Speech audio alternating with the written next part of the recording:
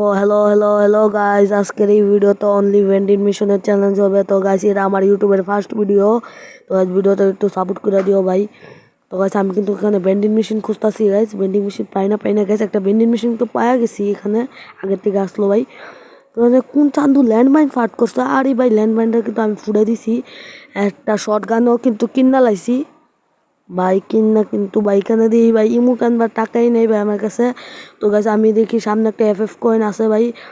FF কয়েনটা খাইতে গেছি আমি, খাইয়া আসবার সময় একটা হাস্যকর জিনিস হয়ে যায় ভাই। এখানে আমি যাইবার সময় ভাই আমার চক এখানে পড়ে ভাই। আমি মনে করি এটা সুপার মেডকিট ভাই।